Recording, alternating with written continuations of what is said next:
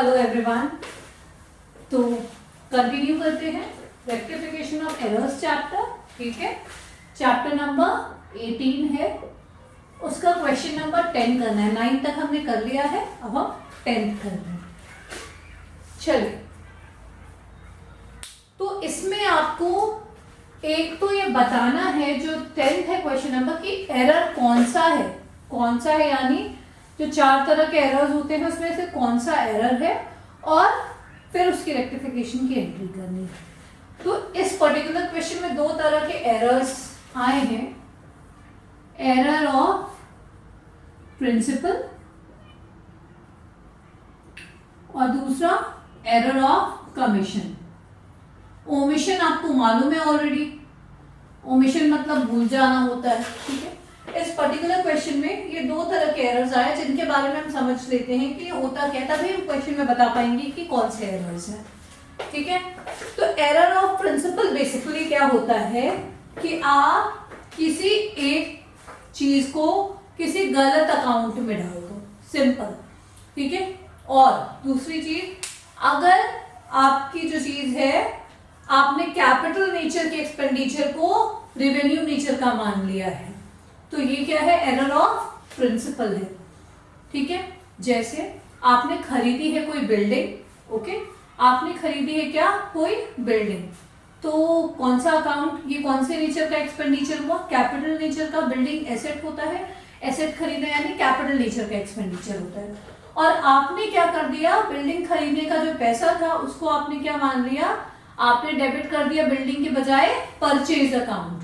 ठीक है, यानी अपने कैपिटल नेचर के एक्सपेंडिचर को क्या मान लिया, रेवेन्यू नेचर का एक्सपेंडिचर। ठीक है, कोई भी अगर आप गलत अकाउंट में डाल दे रहे हैं तो that will be error of principle. Drawings को आप परचेज में डाल दे रहे हो, ठीक है, ऐसा कोई भी आप कोई और अकाउंट में होना चाहिए और आप किसी और अकाउंट में अगर उसको डेबिट या क्रेडिट कर दे रहे हो तो वो एरर ऑफ प्रिंसिपल कहलाएगा। सिंपल है, अगर कोई बिल्डिंग है उससे रिलेटेड कोई भी खर्चा होगा, अगर वो नई बिल्डिंग बन रही है उससे रिलेटेड कोई भी खर्चा होगा, बिल्डिंग में व्हाइट वॉश हो रहा है, बिल्डिंग में कुछ भी बन रहा है, कोई कंस्ट्रक्शन हो रहा है, वो सब उस बिल्डिंग अकाउंट में जाएगा। अगर आप उन सारी चीजों को रिपेयर अकाउंट में डाल देते हो तो वो क्या हो जाएगा, एरर ऑफ प्रिंसिपल हो जाएगा।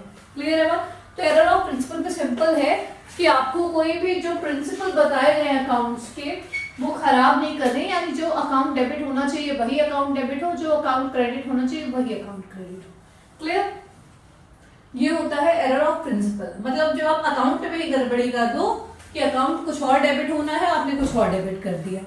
ठीक है, आप होना है बिल्डिंग अकाउंट डेबिट और आपने कर दिया परचेज अकाउंट डेबिट।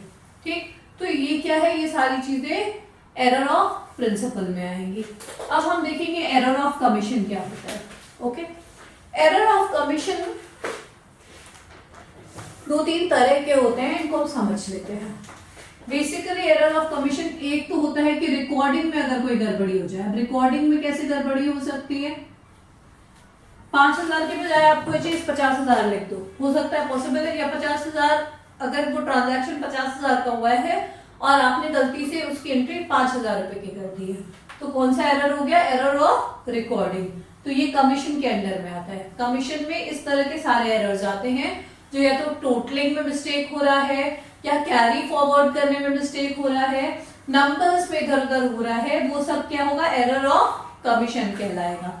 तो पहला रिकॉर्डिंग होता है, दूसरा एरर ऑफ कैरिंग फॉरवर्ड। जब जर्नल बनाते हैं तो कई पन्नों में जर्नल बनता है, तो हर पन्ने का बैलेंस हम अगले पन्ने पर फॉरवर्ड करते हैं। उस बैलेंस को फॉरवर्ड करने में अगर कोई गलती होती है तो उसे हम क्या बोलते हैं, एरर ऑफ कैरिंग फॉरवर्ड। ये भी कौन सा एरर कहलाएगा, एरर ऑफ कमीशन। आई बात समझ में? अगला है error of posting. Error of posting, error of posting से क्या मतलब है, आपने जर्नल में तो ठीक किया है लेकिन आपने लेजर में पोस्ट करते टाइम गड़बड़ी कर दी है। जर्नल में आपने कोई गलती नहीं की है, लेकिन जब आप लेजर में पोस्टिंग कर रहे थे उस टाइम में आपने गलती कर दी, आपने सेल्स अकाउंट का बैलेंस और परचेज अकाउंट में जाके पोस्टिंग कर दी उसकी, तो ये क्या हो गया, एरर ऑफ पोस्टिंग। क्लियर? तो ये सारे जो एरर्स कहलाते हैं, ये सारे जो एरर हैं ये एरर ऑफ कमीशन के अंडर में आते हैं, ठीक है। तो हमें दो ही समझना था यहाँ पे कि एरर ऑफ प्रिंसिपल क्या होता है और एरर ऑफ कमीशन क्या होता है। अब इसके बाद हम अपना क्वेश्चन स्टार्ट कर सकते हैं, ठीक है। Let's start the question. Question number 10, क्योंकि इसमें आपको बताना भी है कि एरर कौन से नेचर का है। तो सबसे पहला है sale of old furniture for 5000 was treated as sale of goods. पुराना फर्नीचर बेचा गया 5000 रुपए का। तो पहली बात, अब हमें इस पुराने प्रोसेस पे आ जाते हैं हम। पुराना फर्नीचर बेचा गया है 5000 रुपए का, तो करेक्ट एंट्री क्या होनी चाहिए? करेक्ट एंट्री क्या होनी चाहिए? ओल्ड फर्नीचर सेल होने की करेक्ट एंट्री, जब बेचा जा रहा है तो क्या होगा? कैश आएगा या बैंक में पैसे आएंगे, यही होगा। कुछ भी बेचा जा रहा है तो अभी यहाँ पे, ठीक है, कैश में आएंगे, बैंक में आएंगे, ठीक है। और बेचा क्या है आपने, किस चीज के बदले में पैसे मिले आपको? फर्नीचर के बदले में। ये हुई आपकी करेक्ट एंट्री। ओल्ड फर्नीचर बेचा गया है तो फर्नीचर गया, एसेट कम हुआ तो एसेट क्रेडिट हो गया, और कैश अकाउंट, कैश आपके पास आया है, एसेट बढ़ा इसलिए एसेट डेबिट हो गया, ठीक है। 5000, ये करेक्ट एंट्री होनी चाहिए थी। एंट्री क्या की है आपने? एंट्री बोला जा रहा है कि एंट्री की है वो treated as sales of goods. आपने मान लिया फर्नीचर नहीं बेचा गया, आपने मान लिया कि गुड्स बेचे गए, जो रेगुलर जिनको हम बेचते हैं वो बेचे गए। तो आपने क्या एंट्री कर दी कि कैश आया, cash account debit to sales account. ये होता है ना जब गुड्स बेचा जाता है, तो जब गुड्स बेचा जाता है तो सेल्स अकाउंट होता है, ठीक है। तो सबसे पहली बात, ये एरर कौन सा है? कि एरर कौन सा है? फर्नीचर अकाउंट होना, तो आपने कौन सा अकाउंट ले आया? Sales account. यानी ये एरर क्या है? एरर ऑफ प्रिंसिपल, ठीक है। तो इसका जो नेचर है वो है एरर ऑफ प्रिंसिपल, जो बताया गया, आपसे पूछा गया क्वेश्चन में कि एरर कौन सा है, ठीक। ये एरर ऑफ प्रिंसिपल है। अब इसको रेक्टिफाई करेंगे। कैश अकाउंट को डेबिट करना था, कर दिया है, किया है, कोई दिक्कत नहीं है। फर्नीचर अकाउंट क्रेडिट करना था, नहीं किया है, नहीं किया है ना, नहीं किया है, तो अभी कर देंगे। तो to furniture account 5000। Sales account credit कर रखा है, जरूरत थी क्या इसकी? कोई जरूरत नहीं थी सेल्स अकाउंट क्रेडिट करने की, कोई गुड्स नहीं सेल हुआ है, फर्नीचर सेल हुआ है, तो सेल्स अकाउंट गलत क्रेडिट कर रखा है। इसका इफेक्ट खत्म करने के लिए क्या करेंगे? इसे डेबिट कर देंगे। इसका इफेक्ट खत्म करने के लिए इसे डेबिट कर देंगे, तो ये हो जाएगी आपकी रेक्टिफाइड एंट्री कि सेल्स अकाउंट डेबिट हो जाएगा। क्लियर है बात? तो ये आपकी एंट्री हो गई और आपको एरर भी पता चल गया कि कौन सा एरर है। तो फाइनल आपके जर्नल में रेक्टिफाइड एंट्री आती है, वो रेक्टिफाइड एंट्री ये हो जाएगी।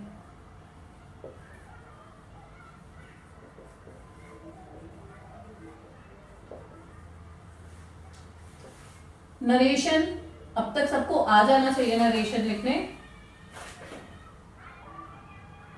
बीइंग सेल ऑफ फर्नीचर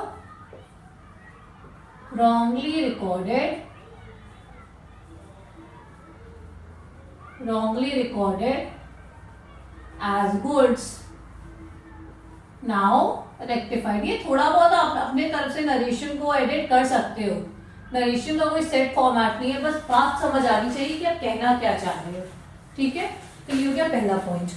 दूसरे पॉइंट पे आते हैं।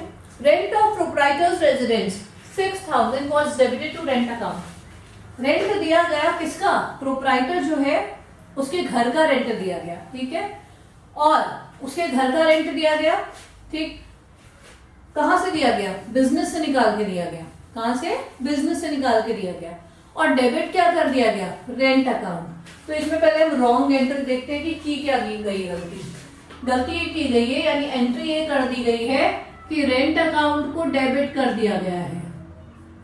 Rent account debit to cash, ये काम कर दिया गया है 6000। क्लियर? ये एंट्री कर दी गई है। करेक्ट एंट्री क्या होनी चाहिए? जब आप अपने बिजनेस से पैसे निकाल रहे हो, किस काम के लिए? अपने घर के रेंट को देने के लिए, यानी वो आपका पर्सनल खर्चा है। जब पर्सनल काम के लिए पैसे निकालते हैं तो क्या कहते हैं उसे? ड्रॉइंग्स, ठीक है। तो होना क्या चाहिए था? डेबिट ड्रॉइंग्स अकाउंट होना चाहिए था। रेंट तो हम बिजनेस के रेंट के लिए, बिजनेस में अगर कोई रेंट दे रहे हैं तो उसके लिए यूज करते हैं, पर्सनल रेंट के लिए रेंट नहीं यूज कर सकते। तो ड्रॉइंग्स अकाउंट डेबिट होना चाहिए था टू कैश, है ना, कैश में जा गया है वो पैसा 6000। क्लियर हो गई बात। तो करेक्ट एंट्री तो drawings account debit to cash होना चाहिए था, जबकि हमने उसे ऑफिशियल पर्पस का खर्चा मान के rent account debit to cash कर दिया है। ठीक, अब इसकी रेक्टिफाइड एंट्री कर देते हैं। ड्रॉइंग्स अकाउंट डेबिट होना चाहिए था, हुआ है क्या, नहीं हुआ है, तो ड्रॉइंग्स अकाउंट को डेबिट कर देंगे। ओके, कैश क्रेडिट होना था, हुआ भी है, तो कैश पे कोई दिक्कत नहीं है। रेंट अकाउंट डेबिट कर दिया गया है, गलत किया गया है, रेंट अकाउंट का कोई रोल नहीं है, तो इसके इफेक्ट को खत्म करना है। इसके इफेक्ट को कैसे खत्म करेंगे, जो डेबिट है उसको क्रेडिट करके उसका इफेक्ट खत्म हो जाएगा। टू रेंट अकाउंट, आगे बात समझ में डन। ये आपकी रेक्टिफाई, और ये भी एरर ऑफ कौन सा एरर है, प्रिंसिपल एरर। आपको करना था ड्रॉइंग्स अकाउंट, आप ले आए दूसरा अकाउंट रेंट अकाउंट, ठीक है, तो ये भी एरर ऑफ प्रिंसिपल ही है। ओके, एरर ऑफ प्रिंसिपल है।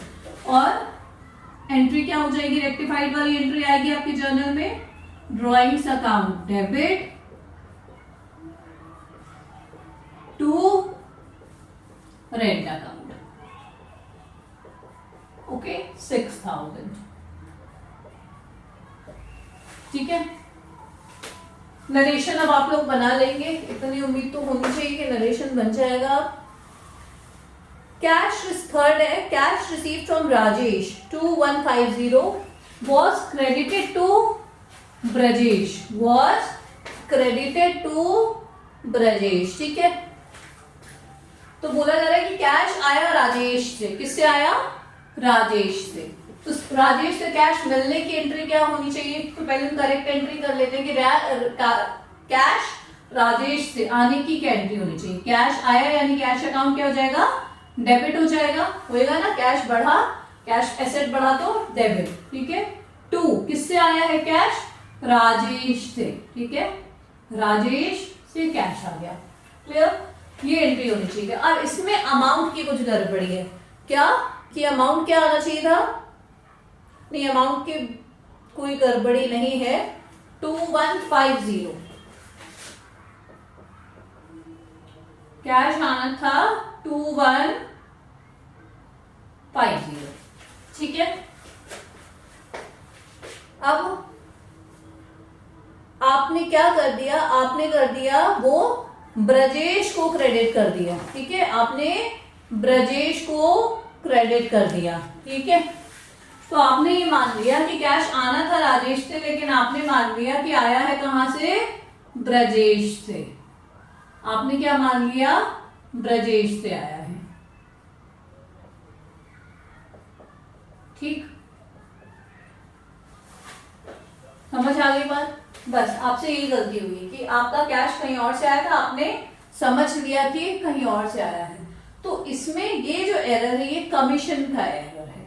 ठीक है, इसमें आपका कोई अकाउंट का कोई एरर, प्रिंसिपल का गड़बड़ी नहीं हुआ है। जो अकाउंटिंग प्रिंसिपल्स हैं उसका कोई फ्लॉ नहीं है। यहाँ पर आपने आया कहीं और से था पैसा और आपने उसे मान लिया कहीं और से। ठीक है, यही गड़बड़ी है, this is known as error of commission.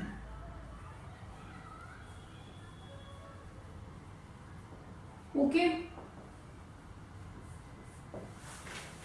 So now ये इसकी रेक्टिफाइंग एंट्री क्या हो जाएगी, कैश डेबिट होना था, हुआ है, कोई दिक्कत नहीं है ना, कैश डेबिट होना भी था और हुआ भी है। तो अब इस कैश को कोई इफेक्ट नहीं पड़ेगा। राजेश को क्रेडिट होना था, हुआ है क्या, नहीं हुआ है, तो राजेश को क्रेडिट कर देंगे। राजेश को क्रेडिट होना था, नहीं हुआ है, तो हम उन्हें क्रेडिट कर देंगे। ओके, और ब्रजेश को अननेसेसरी का क्रेडिट कर दिया गया है, जरूरत नहीं थी क्रेडिट करने की। तो अब इनके इफेक्ट को खत्म करने के लिए हमें क्या करना पड़ेगा, ब्रजेश को डेबिट करना पड़ेगा। ठीक है, तो ब्रजेश को डेबिट कर दिया गया। तो ये हो गई आपकी थर्ड एंट्री। ठीक है, this is your third entry.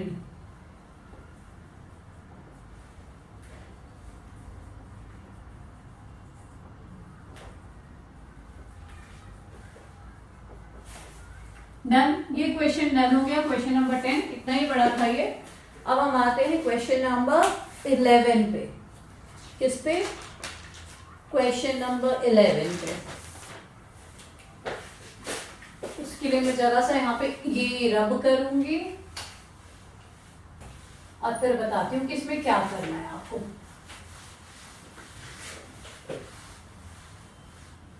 इसकी जरूरत नहीं है क्वेश्चन नंबर 11 में। क्वेश्चन नंबर 11 में हमें कुछ अलग काम करना है, वो देखते हैं।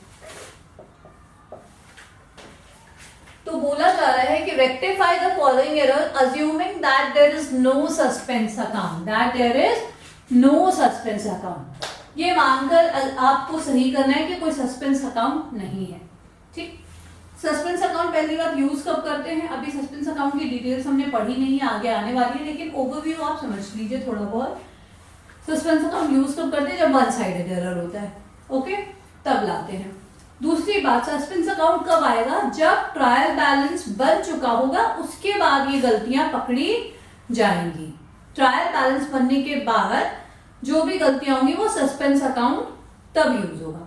अगर ट्रायल बैलेंस बनने के पहले आपको मिस्टेक्स पता चल गई है तो आप सस्पेंस अकाउंट नहीं क्रिएट करोगे, आप उन मिस्टेक्स पे जाओगे और वहां पे आप उसको एडिट कर दोगे पहले ही।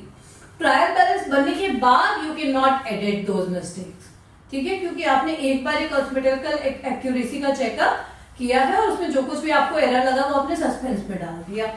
तो ट्रायल बैलेंस बनने के पहले की जो मिस्टेक्स होती हैं वो मिस्टेक्स को हम वहीं पर जाकर क्या करते हैं, एक नया लेजर क्रिएट करके या नया जर्नल क्रिएट करके हम उसको रेक्टिफाई कर सकते हैं। तब तक हमें सस्पेंस की जरूरत नहीं पड़ती है। तो assuming that there is no suspense account का मतलब कि ये मिस्टेक हमें कब पता चल गई? जब तक ट्रायल बैलेंस नहीं बना था, उसके पहले पता चल गई। ठीक है, अब हम स्टार्ट करते हैं question. Salary of 5000 paid to Rahul was not posted to salaries account। तो 5000 रुपए की सैलरी जो राहुल को दी गई वो सैलरी अकाउंट में पोस्ट नहीं की गई। सैलरी अकाउंट में पोस्ट मतलब सैलरी का जो लेजर बनाया गया था, सैलरी अकाउंट जो लेजर बनाया गया था उसमें हमने सबकी सैलरी लिखी और ये वाली सैलरी पोस्ट ही नहीं हो पाई। क्लियर? तो अब आप क्या करोगे? आप एक लेजर का फॉर्मेट बनाओगे, ऐसा सैलरी अकाउंट का एक फॉर्मेट बनाओगे, ठीक है, ऐसा दिखाओगे, ओके। और अब क्या करोगे आप कि 5000 रुपए की सैलरी जो थी, यानी सैलरी गई तो क्या होगा? सैलरी डेबिट होगा। तो सैलरी के डेबिट साइड में 5000 रुपए नहीं गया है, उसे आप क्या करोगे? रिकॉर्ड कर दोगे, ठीक है, उसे आप यहां पर रिकॉर्ड कर दोगे। To salary paid to Rahul was omitted, now recorded, और ये अमाउंट 5000 डालोगे। आई बात समझ में? प्रॉपर फॉर्मेट बनाओगे आप, पर्टिकुलर अमाउंट लिख के बनाओगे, ऐसे खाली लाइन ही खींचनी है, पर्टिकुलर अमाउंट सब लिख के बनाओगे आप, और फिर ये लिखोगे आप कि to salary paid to Rahul was omitted, ठीक है, नाउ रिकॉर्ड। अब रिकॉर्ड हो गया, छूट गया था 5000 रुपए को रिकॉर्ड करना, तो हमने फिर से रिकॉर्ड कर दिया, ठीक है, हमने यहीं पे सही कर दिया ताकि आगे ट्रायल बैलेंस में दिक्कत नहीं आएगी। क्लियर?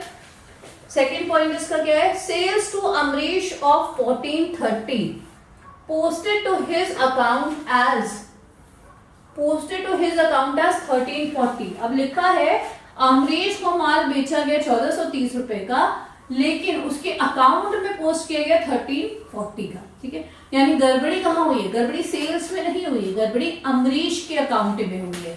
तो गड़बड़ी जब अमरीश के अकाउंट में हुई है, तुम सही भी अमरीश का ही अकाउंट करेंगे, ठीक है, तो अमरीश का अकाउंट का भी आप ऐसे ही फॉर्मेट बना लोगे, ऐसा फॉर्मेट बनेगा। सबको आता है लेजर का फॉर्मेट बनाना, राइट? तो ये फॉर्मेट हो गया,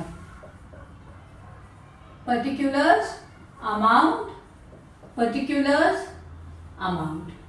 ठीक है, पूरा लिखना आप लोग। अब अमरीश के अकाउंट में क्या कहा गया है, कहा जा रहा है कि अमरीश को माल बेचा गया था 1430 का।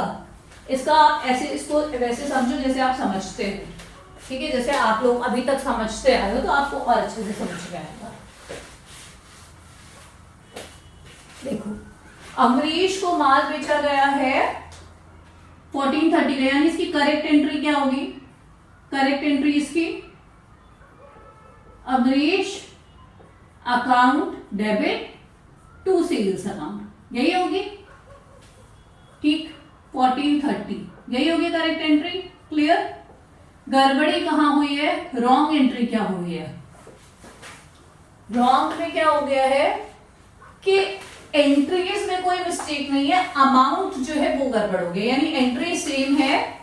एंट्री क्या है, Amrish account debit to sales account, entry बिल्कुल करेक्ट है, सिर्फ अमाउंट 1340 हो गया है। ठीक है, अमाउंट ये हो गया, ये गड़बड़ी हो गई है कि अमाउंट में थोड़ी सी गड़बड़ी आ गई है। क्लियर हो गई बात? तो अब इसको रेक्टिफाई जब करेंगे तब क्या होगा, ये रेक्टिफाई करेंगे। अब देख, हमें सिर्फ अमरीश के अकाउंट से मतलब है, बाकी सेल्स से हमें यहाँ पर, क्योंकि यहाँ पर हम क्या पोस्टिंग करेंगे, अमरीश के अकाउंट का पोस्टिंग करेंगे ना, यहाँ पर हम सेल्स का कोई पोस्टिंग नहीं करेंगे। ठीक है, तो अच्छा, ये बोला गया है कि सिर्फ अमरीश के अकाउंट में पोस्ट किया गया है, तो जर्नल में तो सही था। मैं आपको एंट्री क्यों दिखा रही हूँ, ताकि आपको समझ में आ जाए कि आपको अमाउंट कितना डालना है, बस। वरना जर्नल में गलती हुई नहीं है, गलती पोस्टिंग में हुई है। मतलब ये यहां से ये पहुंचते पहुंचते लेजर में ही हुआ है, ये काम कहाँ हुआ है, लेजर में। ठीक है, और लेजर में भी सेल्स सही पहुंचा है, सेल्स इतना ही पहुंचा है जितना था, सिर्फ ये गड़बड़ पहुंचा है। आई बात समझ में? गड़बड़ी कहाँ हुई है, तो गड़बड़ी हुई है आपके लेजर में, और अमरीश के गड़बड़ी आपकी सिर्फ अमरीश के लेजर में हुई है और कहीं पर नहीं हुई है। क्लियर है ये बात? हाँ, कोई कंफ्यूजन है इसमें, कोई कंफ्यूजन है क्या? अब हम देखते हैं अमरीश पे क्या इफेक्ट आ रहा है। अमरीश को डेबिट करना था कितने से, 1430 से करना था, हमने किया है कितने से डेबिट, 1340 से। हमने कितने से डेबिट किया है, 1340 से, यानी हमने कम डेबिट किया है। यही तो है ना, हमने कम डेबिट किया है, तो हम और डेबिट कर देंगे तो हम करेक्ट वाली एंट्री के बराबर पहुंच जाएगी। यानी अब अमरीश एक बार और अगर कितने रुपए से डेबिट हो जाएंगे, 1430 माइनस 1340, इतने का ही तो डिफरेंस है ना, इतने रुपए कम से हुआ है। 1430 माइनस 1340, इतने रुपए यानी 90 रुपीज, 90 रुपीज कम पोस्ट हुआ है। तो अमरीश को आप 90 रुपीज से फिर से डेबिट कर दोगे तो आपका काम हो जाएगा। 2 आपको सेल्स की जरूरत नहीं है, क्योंकि सेल्स में सही पोस्ट हुआ है, सेल्स में यहाँ पर आपको सही पोस्ट हुआ है, उसमें कोई दिक्कत नहीं है, सिर्फ अमरीश के अकाउंट में दिक्कत है। ठीक है, तो अब आप यहाँ क्या करोगे, अमरीश को और डेबिट कर दोगे, 2 sales amount wrongly posted, to sales amount wrongly posted, now rectified। ये लिखना है आपको, बहुत छोटा लिख रही हूं मैं, शायद ना लिख रहा हो, ये लिखना है आपको। 90 रुपीज अमाउंट आएगा डेबिट में, to sales amount wrongly post, Amrish का अकाउंट बना ऊपर, to sales amount wrongly posted, now rectified. Clear हो गया? ऐसे ही थर्ड वाला भी है। थर्ड वाले में क्या है, सेल्स टू विजय ऑफ ये विजय के अकाउंट में गड़बड़ी हुई है, ये विजय को, ये सारी गड़बड़ी कौन सी है, पोस्टिंग के टाइम पर है। ठीक है, तो विजय के अकाउंट में गड़बड़ी हुई है, तो हम विजय के अकाउंट को सही कर देंगे। ओके, तो सेल्स टू विजय ऑफ 2470, विजय को सेल्स किया गया कितने रुपए का, विजय अकाउंट डेबिट टू सेल्स कितने रुपए का? 2470। ये करेक्ट है, एंट्री मैं कर रही हूँ। विजय अकाउंट डेबिट टू सेल्स कितना? 2470। ठीक है, ये करेक्ट एंट्री है। ये हुआ है। गड़बड़ी कहां पर हुई है कि विजय के अकाउंट में वो 2740 पोस्ट हो गया है। जो विजय का अकाउंट आपने डेबिट किया है वो पोस्ट हो गया है 2740। ये रॉन्ग है, ये करेक्ट है, ये रॉन्ग है।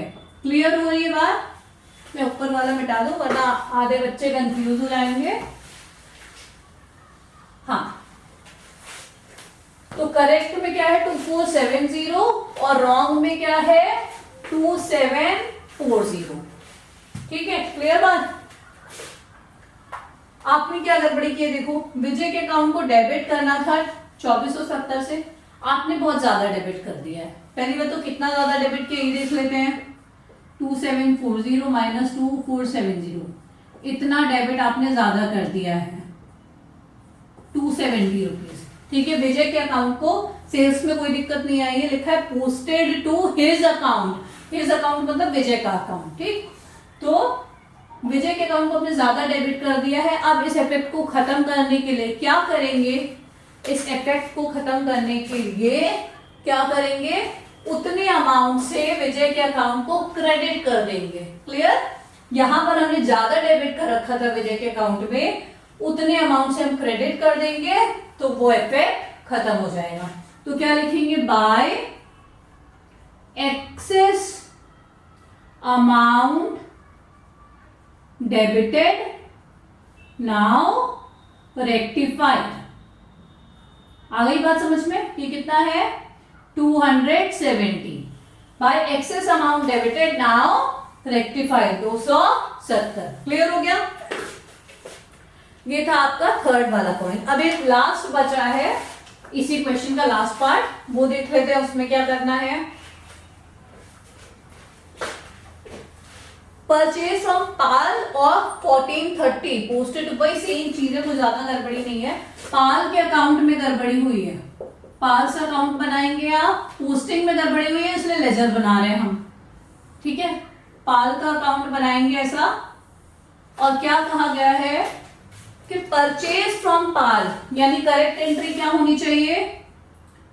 करेक्ट एंट्री होनी चाहिए purchase account debit to Pal account, यही होना चाहिए। अमाउंट कितना है? 1430। अमाउंट कितना है? 1430। क्लियर है? गलती कहां पर हुई ये भी देख लें। रॉन्ग में क्या हुआ है?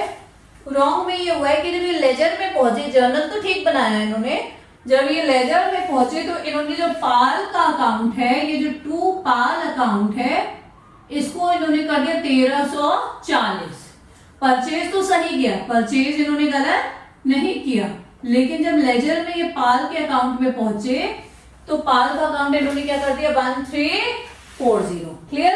अब देखो, पाल का अकाउंट एक्चुअल में क्रेडिट होना चाहिए था 1430 से, पर क्रेडिट कितने से हुआ? 1340 से। दोनों का डिफरेंस आ रहा है 90 रुपीज, यानी 90 रुपीज कम क्रेडिट हुआ है। यही बात है ना, 90 रुपीज कम क्रेडिट हुआ है।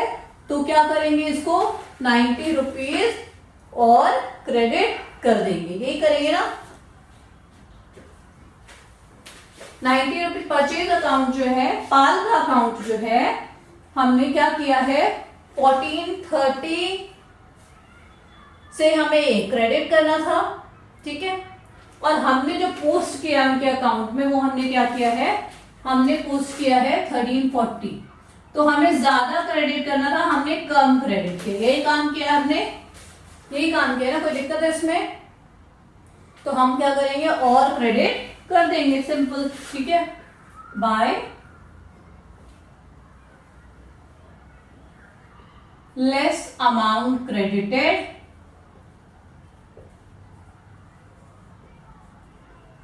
Now rectified. कितना? 90। ये बात समझ में आ गई? यहां पर कोई दिक्कत है किसी को? ये हो गया आपका क्वेश्चन नंबर कौन सा? 11। तो हमने क्वेश्चन नंबर 11